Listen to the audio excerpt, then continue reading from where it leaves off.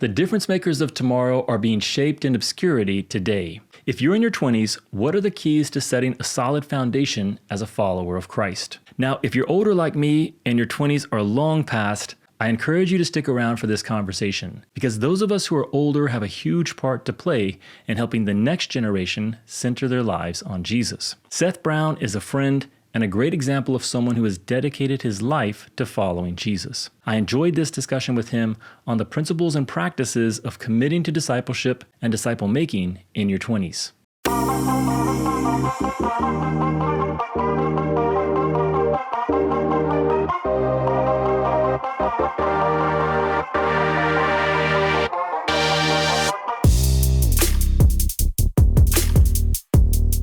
Seth, welcome onto the show. This is a conversation I have wanted to have for a while. You and I have known each other, and you've been an encouragement to me in my faith, even though we haven't spent a lot of time in the same geographic area.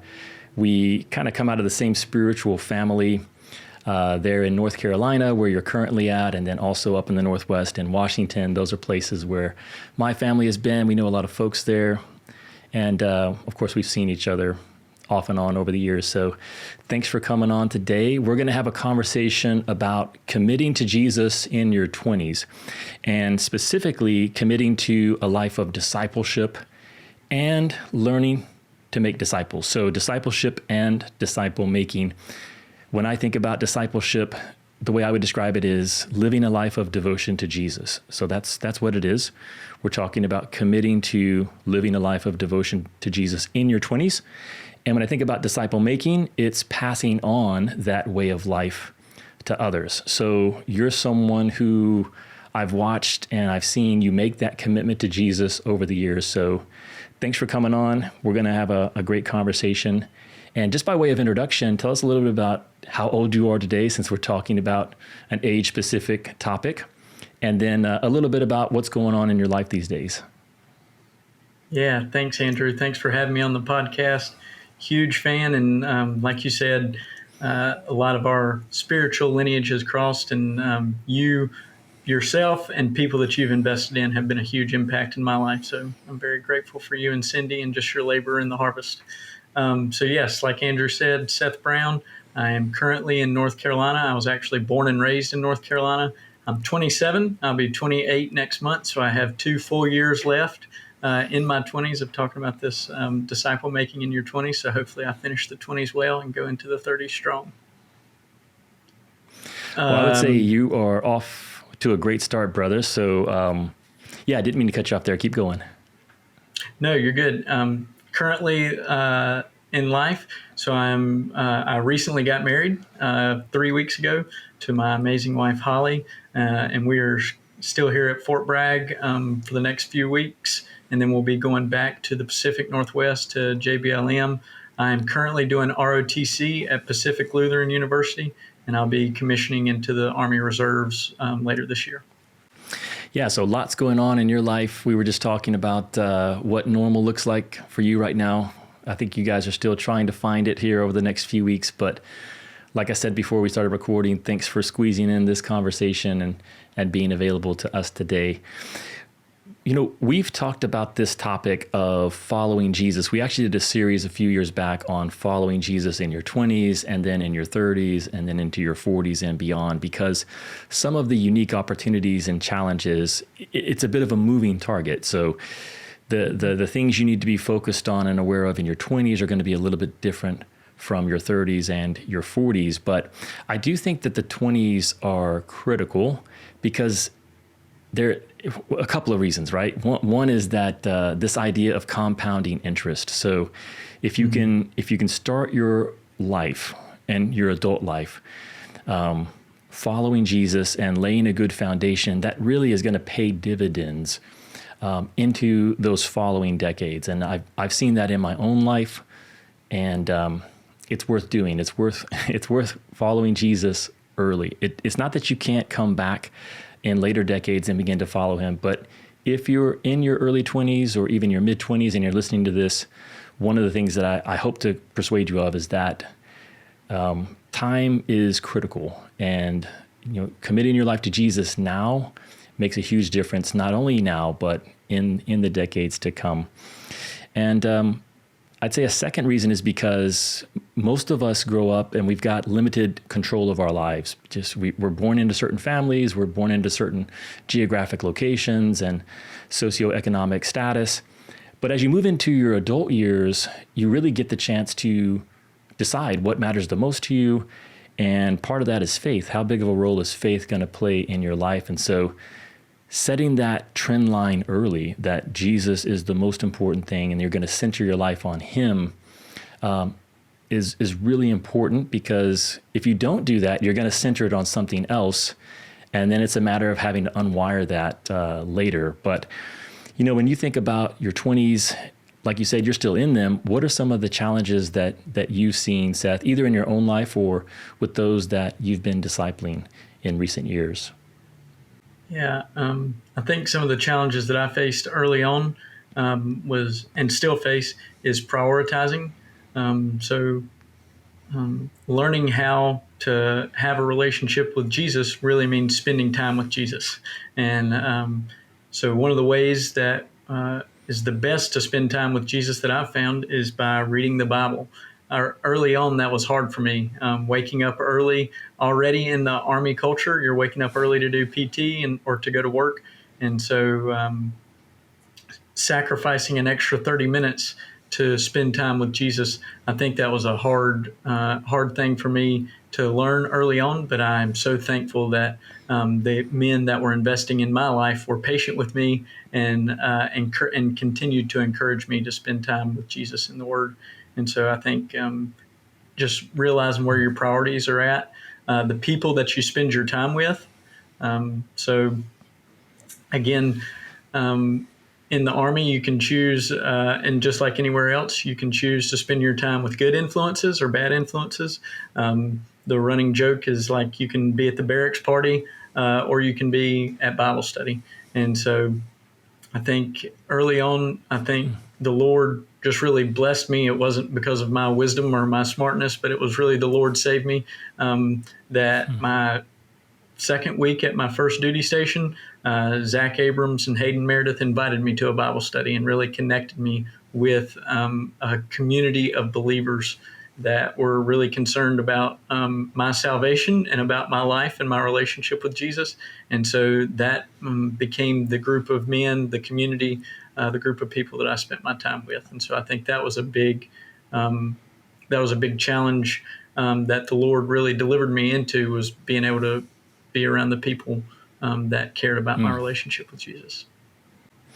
Yeah, that's really good. I think the Lord will give us opportunities to respond. And so in your situation, you had people that came into your life who were offering you an opportunity to become more centered on Jesus and to respond to this invitation to make him the priority, and you took advantage of that.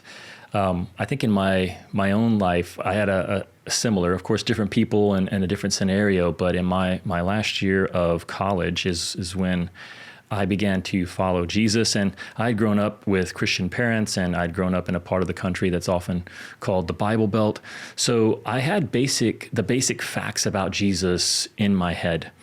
What didn't really register and what had not happened yet is that I didn't have I had never personally responded to him, and especially as an adult.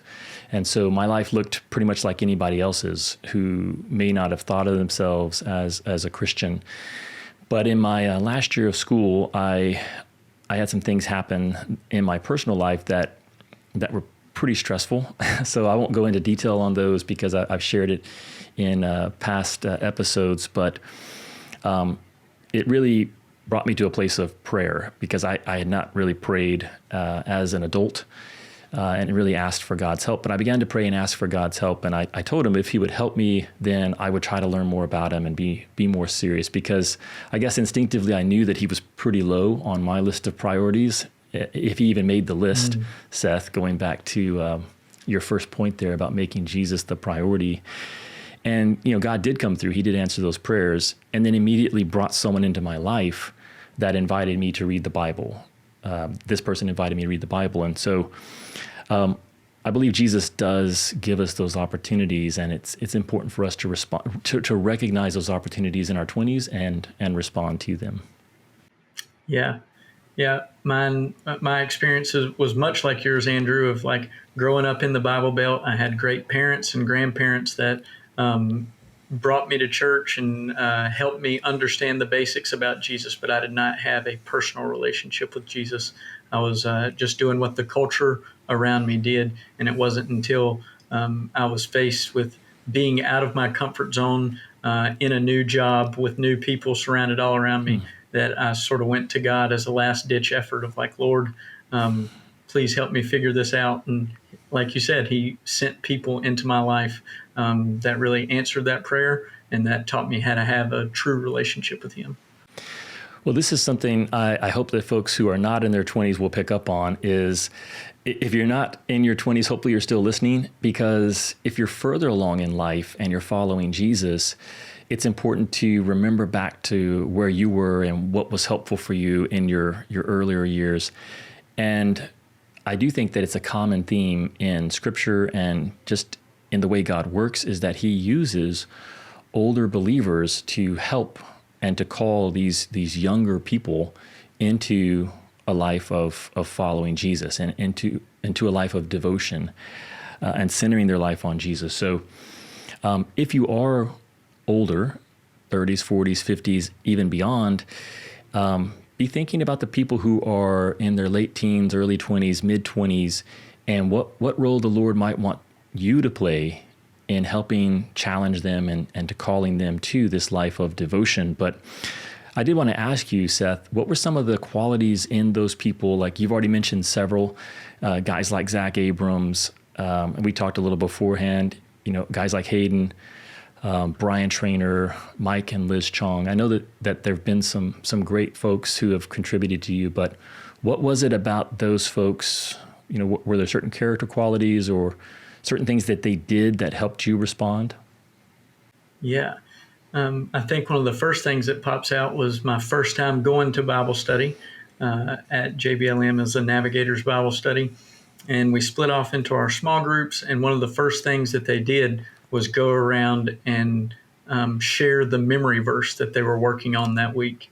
And I just thought that was really powerful. Like these young men and women are committing to memorizing God's word and hiding it in their heart. And the only verse that I had was John 11:35, Jesus wept. So that was my verse for that week. And I think that was really powerful, seeing these people that were much further along in their military career, that were successful in the eyes of the world and in the eyes of the military, that they were taking their relationship with Jesus serious. And so I think that was really impactful for me to see that and to want to emulate that and find out, like, well, if they need Jesus, then I probably need Jesus too. And so I'm going to stick around and find out what these guys are about. That's so interesting. I think the Navigators, in particularly as an organization, they're often known for scripture memory. And, Cindy and I were part of the Navigator ministry we were on staff with the Navigators for about 15 years. And, we would say that's not actually at the core, at the center of what we're trying to do. Really, at the core, it's to help the next generation follow Jesus. So spiritual generations, I would say, is really at the heart of Navigator ministry. But what's visible to people, what kind of stands out in the early days of knowing someone who's a Navigator, it has historically been scripture memory. And I think what I take from that is, I once thought we're going to talk a little bit later about resources, and I know you've already mentioned this book by Robert Coleman. We won't go any further, but one of the principles that he highlights is the need to demonstrate or to model the faith, for older believers to model a life of devotion to younger believers. And we see this with all aspects of life. Parenting is an obvious one, that your children will follow your example much more than your words. And another way to say that is more is caught than taught. And so when you think about modeling, it's two things are needed. First is, as the older believer, you have to be living this life of devotion. So you can't pass on something you don't have. So if you are further on in life and in your walk with Jesus, are you living this life of devotion that you would want to call someone in their 20s too? But second, and just as important, I think, is that there has to be enough overlap in your life that the younger generation can see that. So modeling is both those things together. It's you have certain actions and certain values that express your devotion to Jesus, but you're also close enough, you're sharing enough life with this younger believer that they can see it. You don't have, of course you're going to teach things too, but they have to be able to see this life of devotion in action, and even like little simple things like a scripture memory verse, that's going to be something that stands out. And in your case, you responded to it. Yeah. And like you said, Andrew, of like showing that life of devotion, and like you said, spiritual generations, that's one of the key things. I don't think it's just a Navigator thing, it's a Jesus thing. Right. And I think that something that I feel like Mike and Liz Chong really displayed for me very well, and all throughout our relationship, continuing to do it. But early on, when Mike and I were meeting, he was investing in me, and he was encouraging me to pray for a man that I could pour into and that I could invest into. And I feel like the Lord just answered that. I would not say that I discipled him, but I definitely helped. We were helping each other follow Jesus closer. A guy named Caleb Fassler started coming out to Bible study, and we quickly became close, probably one of my best friends, and just trying to figure out how to follow Jesus better and how to help our coworkers and other people in the ministry follow Jesus better. That's so important. I often try to communicate that the Lord brings us into his family, but he also brings us into the family business.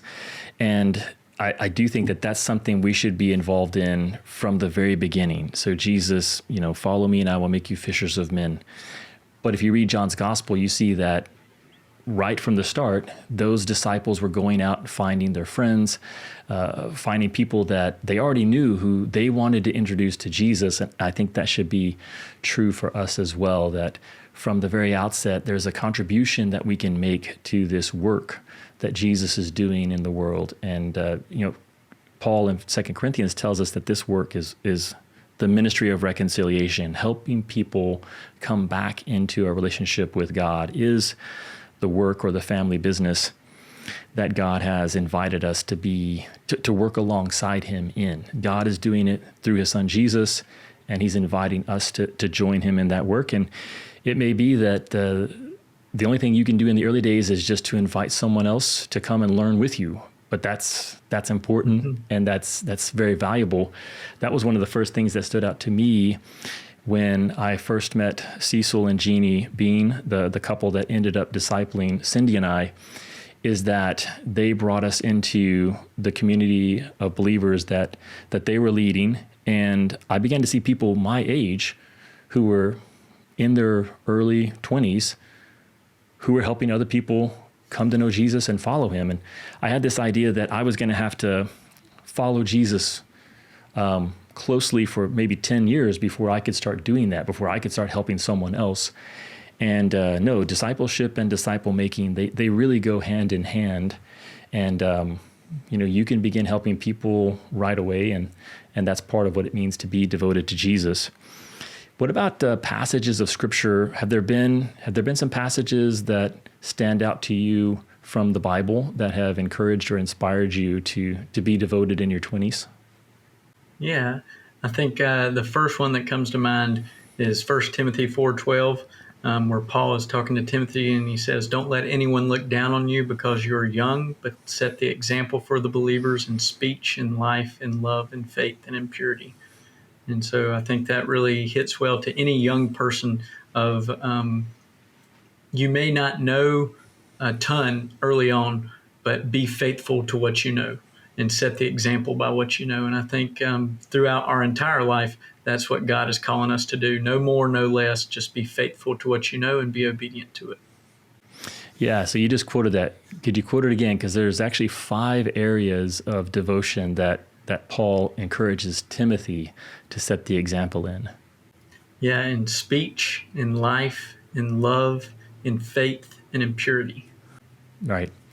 So, I mean, if you're doing that, I mean, a big part of being a light for Christ in life in general, but certainly in your 20s, is just being willing to model and to set the example of someone who is devoted to Jesus in those different areas: your conduct, your speech, your faith, your love, a life of purity. I mean, if you're living devoted to Jesus in those 5 areas, your life is going to look different than most of the people around you in your 20s.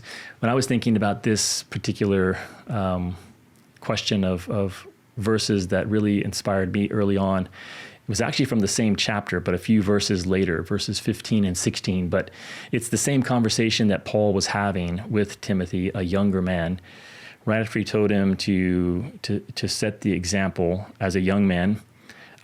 He goes on in verse 15 to say, take pains with these things, be absorbed in them, this life of devotion. Take pains, be absorbed, so that your progress may be evident to all.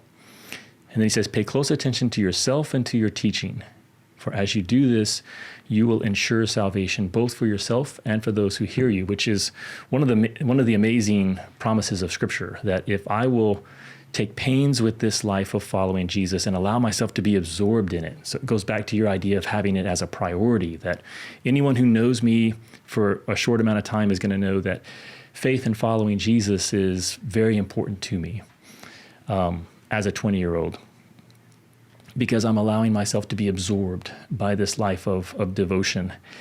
But then he goes on to say, pay close attention to yourself and to your teaching. And again, that really kind of points to this idea of discipleship and disciple making. What are the things that I'm going to pay close attention to? Well, to myself, am I living this life of devotion? And then to my teaching, am I learning how to help others? And I think it's important in your 20s to be actively studying Jesus, both for his character, but also for his lifestyle and the mission that he gave his life to, because that's what he wants us to give our lives to, but also actively studying the people who are further along than us in the faith, who are good examples. So, Seth, I'm going to put you on the spot. Do you know Hebrews 13:7? Is that one of your memory verses by chance? I know let's see.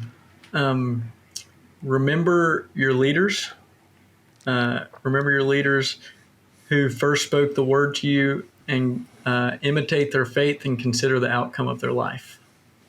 See, you're never going to come on the podcast again. You're going to be like, this guy put me on the spot. I mean, I memorized it in the New American, but that's you got all the main ingredients there. Remember your leaders, those who spoke the word of God to you, and considering the outcome of their way of life, imitate their faith.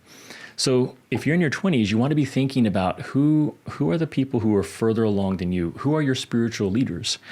And specifically, those leaders should be the ones who are speaking the word of God to you. So it shouldn't just be an older person who's following Jesus, but an older person who's actively seeking to share with you. And then you want to consider the outcome of their way of life and imitate their faith. So being a student in your 20s and having that posture of wanting to learn from Jesus, to study Jesus, to follow in his footsteps, to learn from the older believers that God has put into your life, to study how did their way of life lead to the outcome that you're seeing.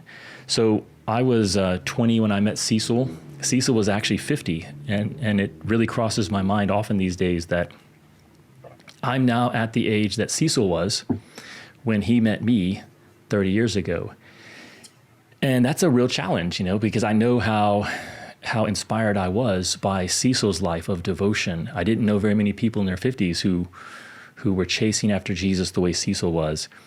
And I'd like to be that for this next generation. I would like to be someone that younger generation could look to, and as they consider the outcome of my way of life, that they would find imitating my faith worthwhile. So again, if you're in your 20s, please take lessons from this. But also if you're older, there's lessons for us about helping people in their 20s. Well, any other passages or scriptures that stand out to you, Seth? Yeah, one thing that's also an encouragement, all of John 15 is a huge encouragement to me, but some of the things that stand out, verse 5, Jesus talks about remaining in him, and then we will bear much fruit. Without him, we can do nothing. Verse 8, he says, by bearing fruit, this is how you prove to be your disciples. But I think prove for us to be his disciples to the Father. But verse 11, I think, is what really catches my attention sometimes now is, I have told you these things so that my joy may be in you and that your joy may be complete.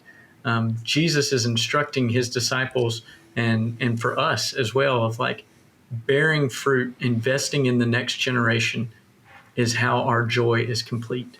It's supposed to be fun. We're supposed to enjoy laboring in the harvest. And so, and I have seen that in my life. It is hard work. It is labor, but there's nothing else that I would rather give my life to. Man, I'm really glad you shared that.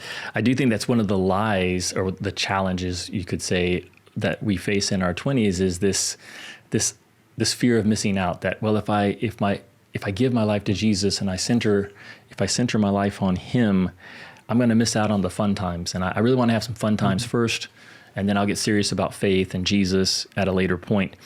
Not realizing that, first of all, it rarely works out that way. When you live with those priorities in your early 20s, again, this idea of sowing, and Paul talks about it in Galatians, that we should not be deceived. God is not mocked. Whatever a man sows, he will also reap. So when you're living that way in your early 20s, when you're living out of step with God, it's not like those are just neutral years. Things are happening, seeds are being planted that will bear fruit in later years. So that's one misconception that we have. But the second one is that Jesus said that he came that we might have life and might have it abundantly. And this life of following him, it really is an adventure. And as someone who gave my life to Christ and really gave my 20s to pursuing him and building my life around him, I can attest to that it was always a good time. Like you said, there's challenges, there's downturns in life, but I don't feel like I missed out on anything in terms of enjoying life and living this adventure of following Jesus. Yeah, nothing else I'd rather give my life to. Well, why don't we talk about some practical things? You already mentioned one of them earlier with spending time getting to know God through Scripture and through prayer. What practical things have helped you in your 20s put Jesus at the center and really commit to following him? Yeah. Before we started talking together, we've mentioned like key people in our lives that really poured into us and helped us walk closer with each other. So I got to chat with Mike Chong last week, and I told him that we were coming on together and we were recording this. So I got to do a little brainstorming with him and just process the last 9 years of our friendship a little bit. I met Mike and Liz in 2014 at JBLM. And I think one of the things early on that was shown to me and that really helped me start following Jesus was the wheel illustration. So Christ the center, and then the word, prayer, evangelism, and fellowship, and that's all held together by obedience. And one of the things that Mike and I got to talking about while we were having that discussion is I feel like my 20s have really been spent on learning how to spin the wheel and not trying to reinvent the wheel. So like get good at those basics, learn how to spin the wheel, and don't spend your energy or your time trying to do other crazy things, but really get good at those basics. Yeah, that's great, man. Maybe we could put a link into the show notes of that illustration if folks aren't familiar with it, but it's a great visual. And I just saw a quote this morning about the basics. It was talking about fitness, but the point was that the basics are always the basics. So the basics don't change, and the basics are always worthwhile. And so if you skip the basics or if you try to move on from the basics, then you actually miss out on something very important, and it's really hard, whether that's physical fitness or this life of faith that Jesus is calling us to. So that's a great practical suggestion there, Seth. I know you also talked about the importance of life on life and how that's looked in for you personally. And I think you've got a pretty unique perspective on that. So maybe share a little bit about what life on life is and how it's marked your life in your 20s. Yeah. I think in my own personal definition, I would say like you're really sharing life with someone when you get 4 to 5 interactions with them per week. And other people may have different numbers that they measure that off of, but to this point in my life, that's what I've considered 4 to 5 interactions a week is being able to share life on life. And I feel like the Lord has really blessed me so much in that. With, like I mentioned, Mike and Liz Chong, I was able to move into their house in 2015. So they moved in, myself and Brian Trainer. And so this family of 6 at that time invited 2, young active duty guys to live in their house for the purpose of discipleship training. And that was something new to me, relatively new to me, of living with some adults that are not your family members for the purpose of ministry training. But man, has it changed my life. And I say that because one of the things that Mike shared with me early on is he said, you're going to see Liz and I's entire life. You're going to see the highs and the lows. And hopefully what you'll see from that is that we are imperfect people, but we are committed to following Jesus. And we want every aspect of our life to display that. And so we want you guys to live with us so that, one, we can get more time with you so we can help you follow Jesus closer, answer any questions that you may have, but 2, just for you to see a model of what it looks like of people, flawed people that are trying to follow Jesus. And so I have been super blessed by the Chong family with that. I lived with them from 2015 to 2017, went on a deployment, came back and lived with them from 17 to 18, and then went to Korea and then Fort Bragg. And then I actually moved back to the Washington, to the DuPont area, and moved in with Mike and Liz again and lived with them from 2020 to 2023. So Mike and I joked last month before I got married of the majority of my adult life has been spent in their house. And I think the Lord has just used that in huge ways of helping me become more like him and having a great example to follow. Seth, you've probably heard this quote before, but I heard it from Howard Hendricks. I don't know if he actually came up with it or if he was passing it on, but it went like this, that you can only impress people from a distance, but you can only impact people up close and personal. And I think there's so much truth for us to take from that when it comes to making disciples and our work of passing on the faith. That whenever you're impressed by someone, it's typically because you don't really know them. You're seeing them from a distance, and you're seeing it's kind of like social media, where you're seeing a curated version. You're seeing what they want you to see. And this can be something that pastors and spiritual leaders really struggle with, because if the folks who are learning from us are only seeing those parts of our lives that we would really want them to see, then maybe we're going to be impressive to them. Maybe they'll actually have a good view of us and they'll look up to us.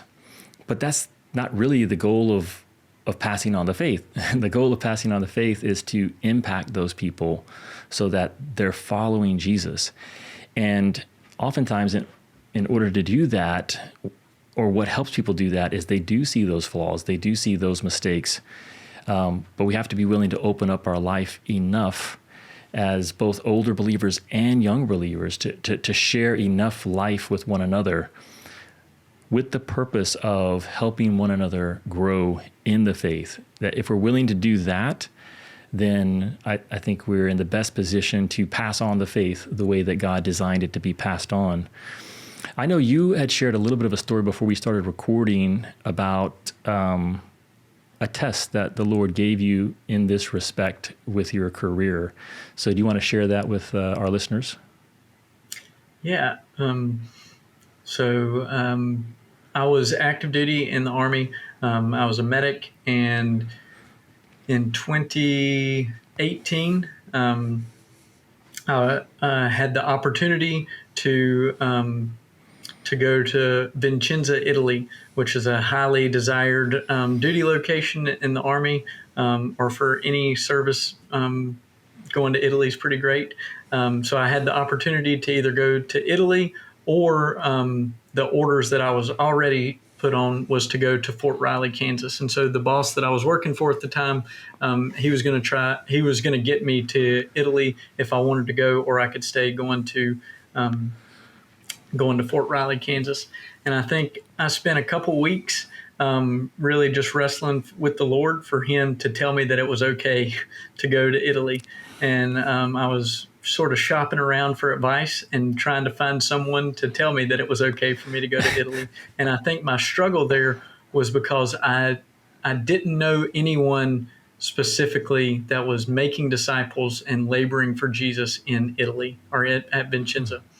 But I did know a couple at Fort Riley, Kansas, James and Monica Carter, who were actively engaging with soldiers and trying to help them follow Jesus, and had been following Jesus for many years. I mentioned Mike and Liz Chong before. The Carters and the Chongs are still very close friends, and so that's how I knew James and Monica. And so I was seeking the Lord and His answer in this. And in my quiet time, I was going through the book of Haggai. And Haggai 1, 4, and 5 says, "Is this a time for you yourselves to be living in your paneled houses while this house remains a ruin? Now this is what the Lord Almighty says, give careful thought to your ways."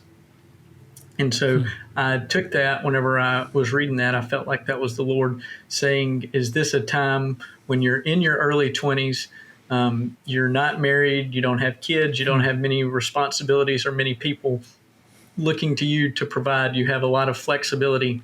Is this a time for you to use this focusing on your military career, or is this a time for you to focus on your relationship with me and continue to strengthen it in that?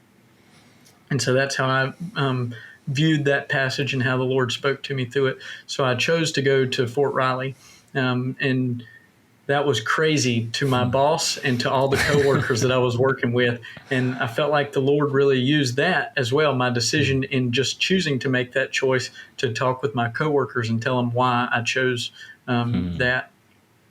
And it felt like the Lord, in hindsight, looking back, that the Lord was seeing if I would just hold my career with an open hand, because a month later, I got an email from HRC, the Human Resources Command in the Army, that said your orders to Fort Riley have been deleted, and I got an email the next day saying you have been placed on assignment to Korea. So I'm not sure if I would have gone to Italy either way, but I felt like it was the Lord testing to see if I would hold my career with an open hand. Man, that's such a great story. And pieces that stand out to me is, one, you were seeking counsel.